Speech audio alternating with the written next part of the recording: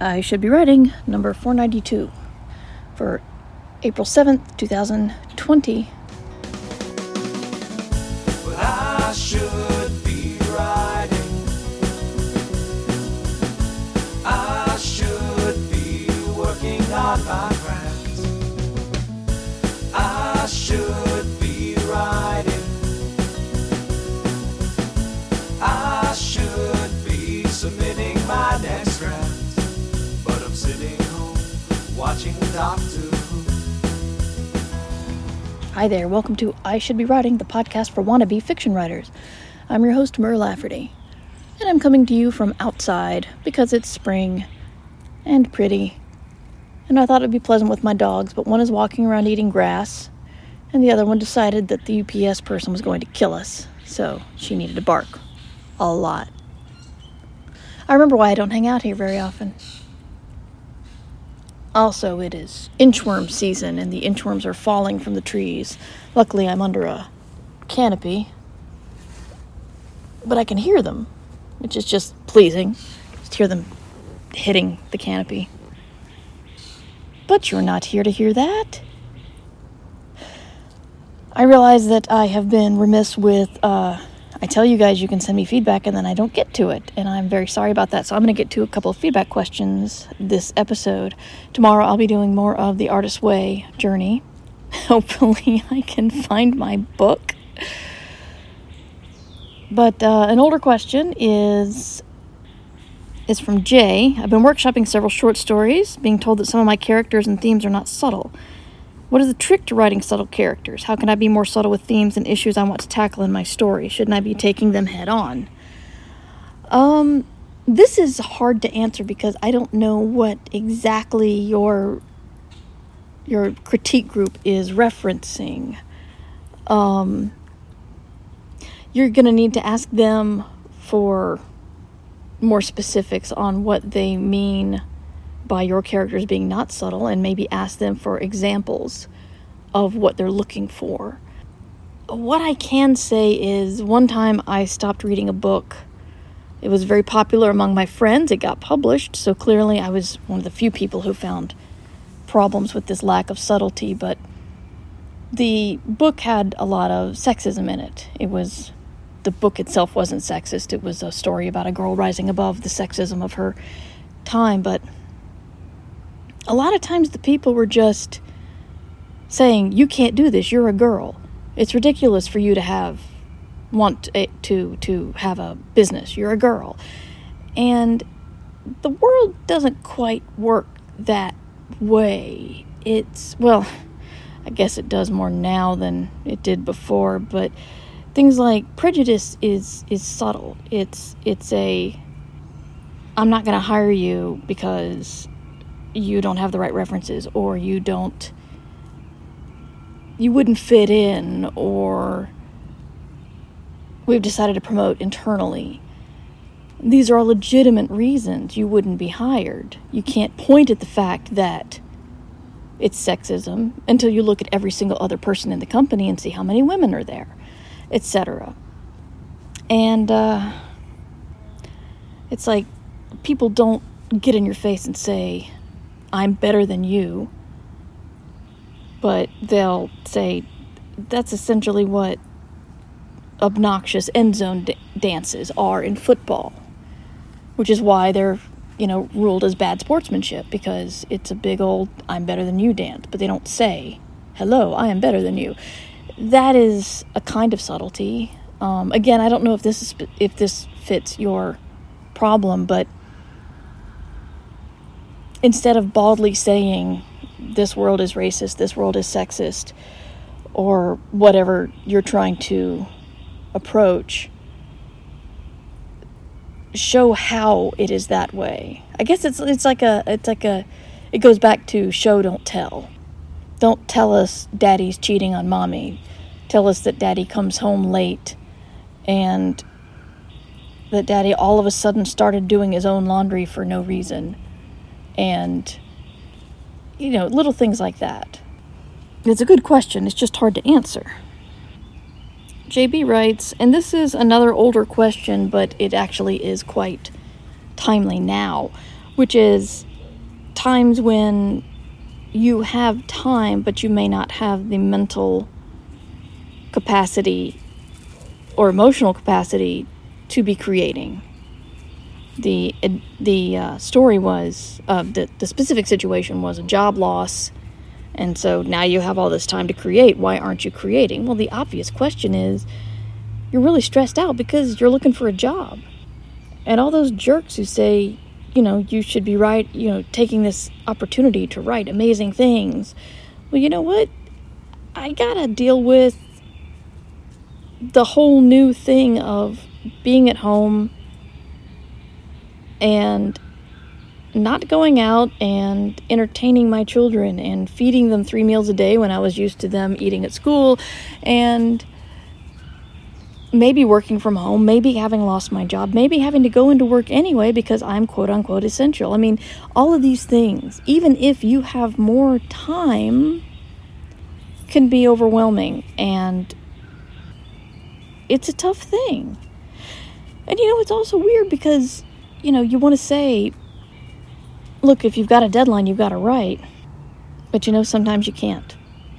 On my other show, I talk about how it's called ditch diggers because ditch diggers don't get they don't get the luxury of ditch digger block. But on the other hand, when all sorts of stuff goes wrong, maybe you could equate that to a ditch digger getting an injury. That's what happens when writers hit the wall. I don't know. There's a lot of stuff. It's at times like this, you got to do what's best for you. And if you think you might be wallowing, then give it a try.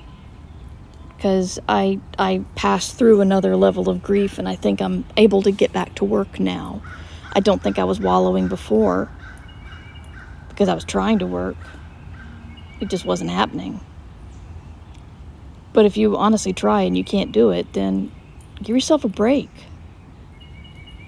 If you're beginning, then your day job and your family take priority. If you're beginning your writing career, it's not going to be your priority. Unless you are single and independently wealthy. Katie writes, I'm currently writing a novel in the first-person present tense. While the dialogue has never been something I struggle with, right now the voice of my character's thoughts feels dull. I assume you mean the main point of view character.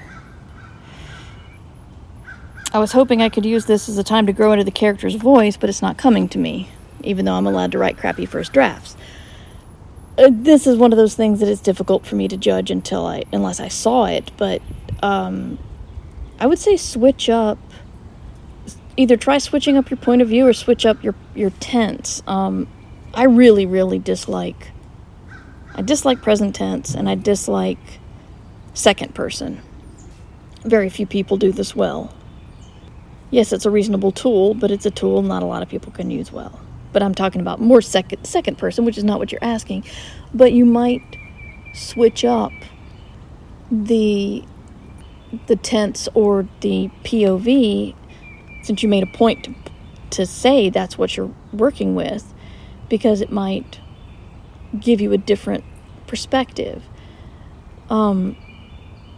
This isn't quite the same thing, but I'm thinking about when I was writing the solo novelization, and I was feeling weird because I couldn't change the scene, but the scene had already been shot in a movie and written in the YA book.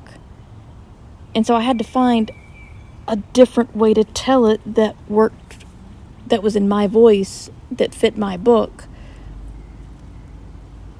But all the same stuff still had to happen. And once I decided that I could change the point of view of who was experiencing that scene, and I could tell everything that happened, but from a different point of view, it really broke things open for me and made it a lot easier. So don't be afraid to experiment with, if something's not working, tell it from a different point of view, tell it from a different person. Or even just third person, same third person limited, It's still the same person, but it's going to sound different because it's third person and not first.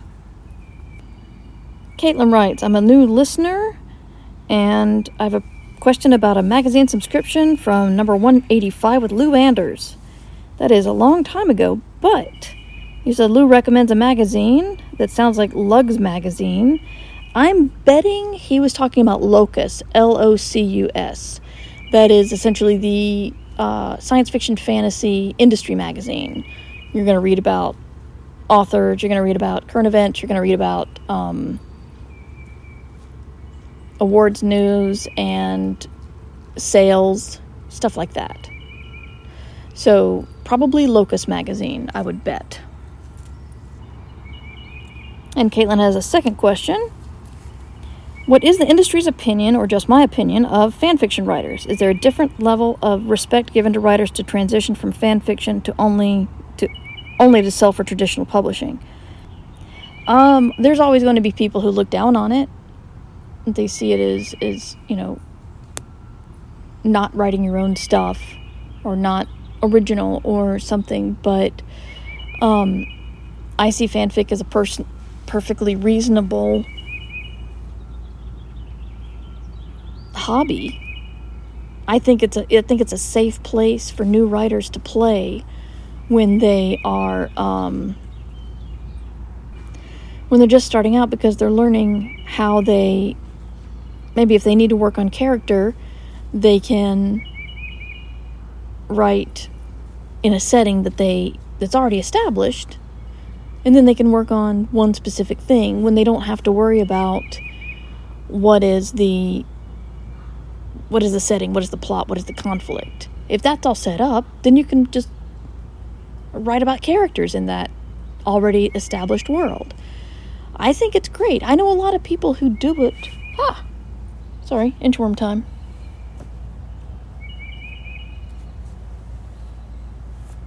Anyway, I know a lot of people who write fanfic for fun. They're professional authors. They paid their bills with writing, and yet they still find time and enjoy writing fanfiction. A lot of people have moved from writing fanfiction to being award-nominated and winning authors, such as Naomi Novik, Ursula Vernon, I think Alyssa Wong writes fanfic or wrote fanfic, and Tamsin Muir. Her last name is a lot like my first name, and yet I'm not sure where all the accents are, or the vowel sounds, so I'm going to butcher it. Anyway, the author of Gideon the Ninth also wrote fanfic. It's perfectly legitimate. Now, legally, it is technically illegal. It is a copyright violation. Very few people will prosecute unless you try to sell your fan fiction. I don't think you're implying that you want to do this, but I'm just saying don't do it. And there's some people who will run after their IP a little bit harder than other people. Harlan Ellison was one of these people, but he's dead now, so that's not going to happen. And then never, ever, ever send it to the author. Never. Because that puts the author in a very bad bind. Because if you happened to come up with an idea that they also happened to come up with, then you could say they took your idea. So, never send an author fan fiction in their world. Never sell it. And know that some people may look down on it, but others have made quite a good career in it. So, fan fiction's fine. I wouldn't worry about it. Do it, play with it, see what it can teach you. I do want to say I'm delighted to announce that Escape Pod, which is the magazine I co-edit with ISBW, is nominated for the Hugo Award for Best Semi-Prozine. So, a lot of mixed feelings there because, they're still terrible stuff going on in the world, and Worldcon has turned virtual, so I won't even be able to go to New Zealand, which I was hoping to do. But still, it's still an honor, and it's still exciting, and I get to attend the Hugos in my pajamas, because I assume it'll be smack dab in the middle of the night for me. So it's very grateful to everybody who nominated Escape Pod and put it on the ballot. All right, I am caught up with questions. If you have any more, send them to me. And I'm actually feeling good today. I've gotten a lot of stuff done, and I might actually get some writing done this afternoon. Believe it or not. I'm not sure I'll do it outside because the worms are falling. But I've gotten my sunlight. It's all pleasant and stuff. I've experienced spring. I can go back to being a hermit now. The usual, support the Patreon at patreon.com/MightyMur. Since opening it to the $1 and up levels, we've gotten a lot more people in there, and conversation is getting livelier. And see the blog and show notes at murverse.com, and you can email me your questions at mightymur@gmail.com. I think I'm starting to cope a little bit better with the current situation. I have my moments of melancholy, but if it can, life goes on, and I gotta go with it. I hope you're well. I hope you're safe. I hope you're healthy. And if you can, you should be writing, and if you can't, then just take care of yourself and try again tomorrow. Remember, you can support the show at patreon.com/MightyMur. I should be writing theme music provided by John Anelio. You can find more about him at johnanelio.com. This podcast is distributed under a Creative Commons Attribution Share-alike license. The fact that Doctor Who is on TV.